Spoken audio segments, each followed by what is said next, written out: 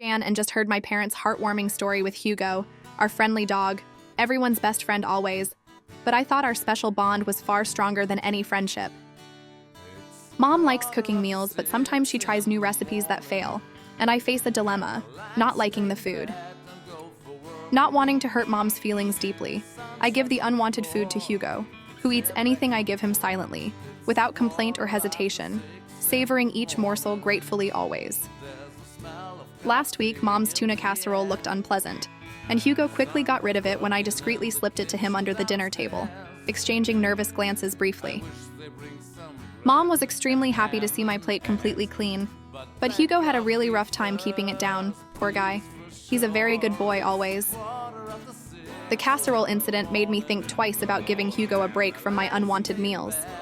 He's still waiting, wondering if I'll ever understand his hunger for my mother's secret recipe and cooking techniques. Hugo sits beside me quietly, eagerly waiting for my fork to drop a morsel, but I'm now rather hesitant to indulge him completely, sensing his expectant eyes on me. I'm sorry, boy. I've got to be kinder to your tummy now. I've been giving you all sorts of rich leftovers, and I realize that's been quite harsh on your sensitive stomach.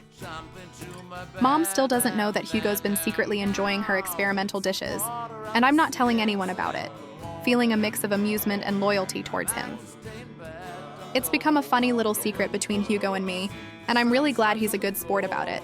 Surprisingly so, with an air of playful tolerance that's become endearing. I've learned to appreciate Mom's cooking efforts, even when they don't quite hit the mark, sometimes resulting in interesting flavors and textures that spark conversation and create memorable family moments together over dinner.